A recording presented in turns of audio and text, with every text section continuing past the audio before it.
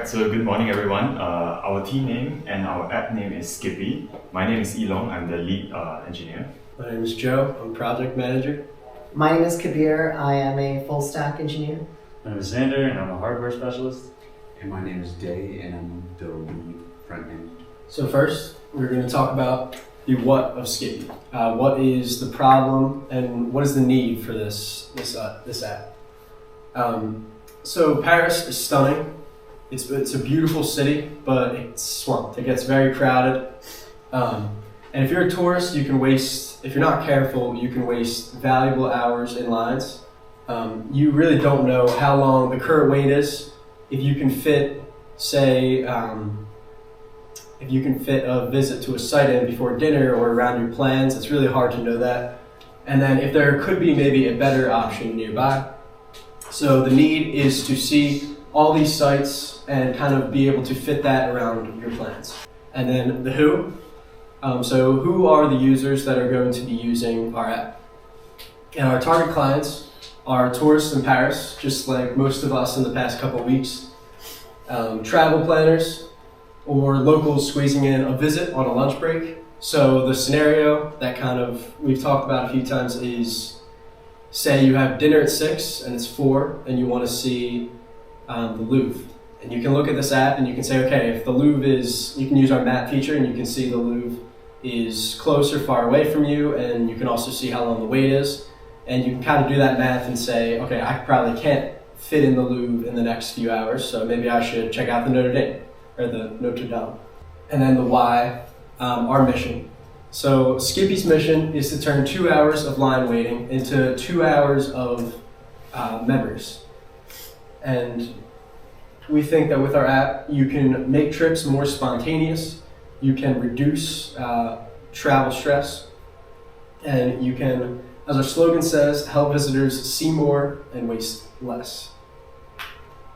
In order to solve this problem, we decided to create an IoT app where you can, it displays all the different attractions in Paris for right now. This is the current city that we're working on, which you'll be able to get the live waiting time, and you can search by name, location, as well as have a clean and friendly UI to make it easy for the tourist to be able to find out this information.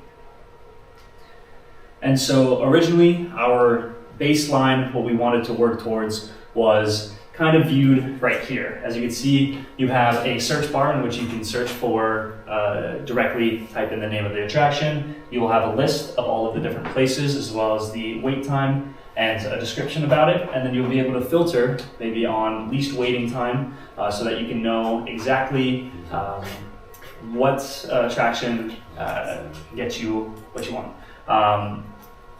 And then for the actual reading the measurements, we'll have sensors in the field detecting how many people are in the line. To do that, we'll have a beam break sensor, which is simulated by a button, as well as an ultrasound that detects the amount of space left in the lines. So our roadmap evolved a little bit as we started working on the project. We added a few things. We added ticket links. So we were thinking about our broader mission with Skippy and what we're trying to do, and we realized it sort of goes beyond just wait times. We're trying to make the experience of being a tourist in Paris better. And one of the things that we discovered as tourists in Paris ourselves is that it's really confusing and difficult to find the tickets for every single attraction on their own website. There's no centralized way to access them, just as there is no centralized map or list of wait times. All of these things are missing. So we decided to bundle these features into Skippy. So starting with a dedicated tickets page that has a link to, that directly takes you to buy tickets for each attraction. And we also added welcome and contact pages, and in general improve the UI of our website to be better on a mobile device, cleaner styling, more icons, and improved layout. And then I think by far the biggest feature that we added that we weren't originally planning on was a map view. So we were able to display the locations of each attraction and have it work so that when you hover on any of those locations using Leaflet, you can see the current wait time and you can click on it to open up the window and find more information about those attractions. So it's just another way of consuming the same data, and maybe more useful in some cases when you're trying to see where to go or in the time that you have. And then finally, we changed our refresh rate to be every 10 seconds because we realized 3 minutes is a long time in the world of sensors. And this way, when a measurement goes through, it reflects on the page almost instantaneously. So you will see it. You'll see that shortly, actually. So we're doing a lot of talking about what our app actually is, but I'd like to just do a live demo on how exactly our sensors work and what our page looks like. And so we have a simulated line over here, and the way that it works is we have an ultrasound sensor that detects the amount of space the remaining in the line, as well as our beam break sensor, which will be simulated like a button. And so the closer the sensor is to the people, the less space is in the line. So if you're farther away, there's more space, there's less people in the line in total, as well as the button simulates how fast people are moving through the line and into the exhibit, reducing the wait times. And so if we are going to update the Arc de Triomphe time, and so it will start reading the amount of people. It's 54 minutes currently. Yeah, it's 54 minutes, and if we have, let's say, a relatively fast moving line, it will detect, so we calculated to be 30 people went in at a certain time. 60 minutes. Now 16. 16 minutes. Exactly. And if we have a little bit less people through, so we only had about half as much. 26 minutes. And then if it really slows to a trickle, so it's a very slow moving line, we only have half as much again. Or if the distance changes, right? Yep. And we can- And so if we go, now the line is getting quite full, and we have around the middle ways of button presses. Yeah, sometimes, 31 Oh, minutes. yeah, nice. yeah, sometimes they just don't publish, but it's every 15 seconds, so it's relatively instantaneously. I think it's like the MQTT connection can be unstable, but it automatically reconnects every so often just to make sure that the connection is maintained. So even if it misses 1 or 2 measurements, it's still accurate to like the last couple of minutes. And yeah, so if we have a pretty slow moving line and no space, and you can also, let's say this is in a different attraction line, I don't know where this will put it, but we're gonna go to number 1. Yeah, that's the Eiffel Tower. So if you just have 23 multiple minutes. different sensors in different locations, you will be able to update. 1 hour for the Eiffel Tower. And so, Sounds realistic. Sounds like why we made this. Okay, so you're probably wondering at this point, how did we do this? Well, how did we pull off this amazing stunt? You know, it's so cool. How does it work? So we have 2 sensors, as you saw, and these 2 sensors are placed at each site to measure, respectively, the distance from the back of the line and the flow rate, the number of people leaving per minute. So the first sensor measures the distance between the maximum end of the line, the furthest the line can go, and the current back of the line, how far back people actually are. So the distance reported isn't the length of the line, but the empty space, so to say, in the line, like how much more capacity is there in the line. The reason we made this is not for simplicity, but only because of the limitations of the kinds of sensors we have.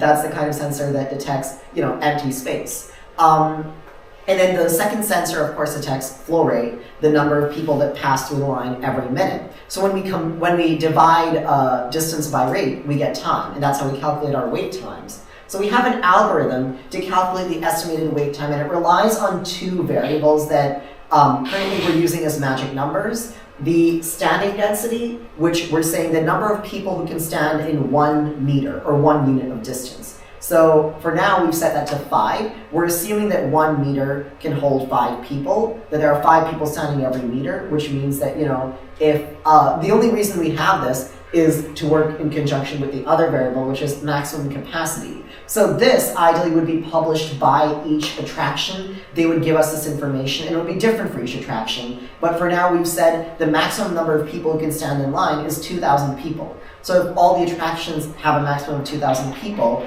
then we can calculate using this algorithm, which is not much of an algorithm, it's just a formula, but we're just subtracting the distance times the standing density, which is the number of people that there could be in the line minus the maximum capacity to get the actual number of people in the line. And then we're dividing that by the count, which is the number of people who pass through in 15 seconds times 4. So when you multiply by 4, you get an estimate for the number of people who pass through in a minute. And that's like how we get our estimated wait time. Alright, so going over the technical architecture, this is how Skippy is built. So instead of showing you this, I'll show you a diagram instead, and let's move from bottom to the top. So starting with hardware, we can see that we simulated a beam brake sensor using the buttons just now, as Xander has demonstrated. And the ultrasonic sensor is used to detect the empty space, as Kabir has mentioned.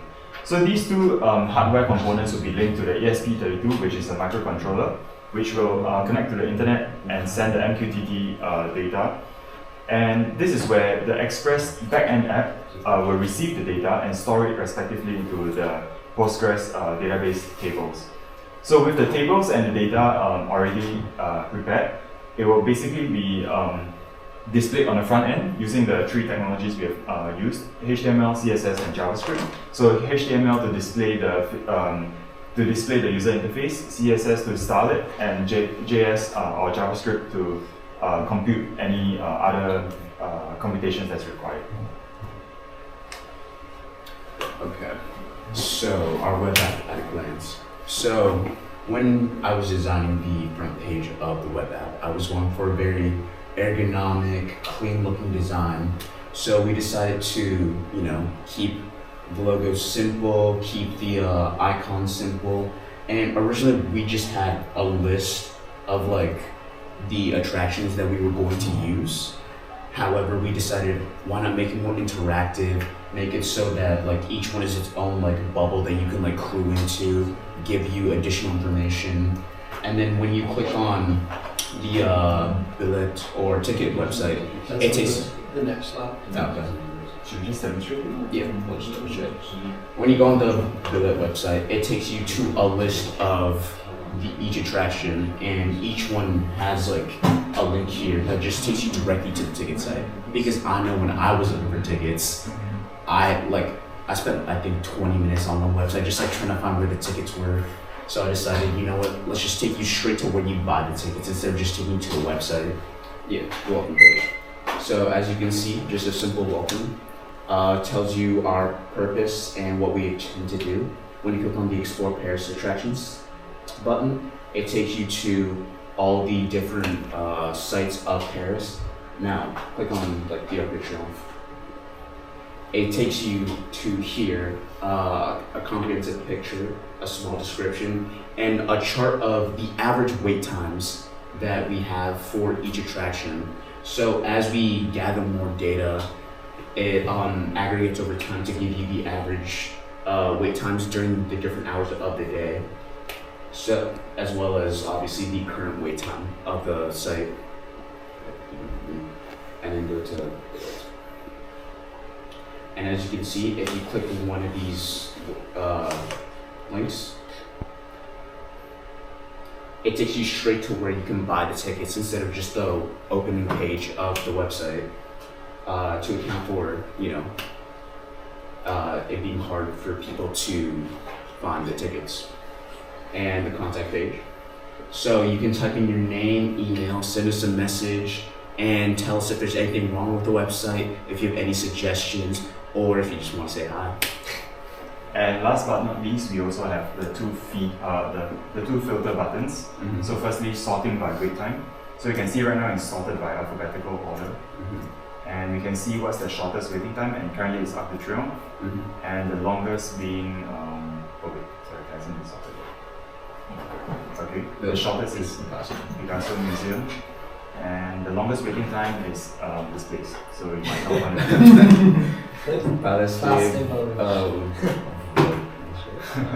And then map view. So we decided to create our own map to show people how far each individual place is. So you can click on the points and it'll tell you, or hover over, click on them, it'll tell you the wait time.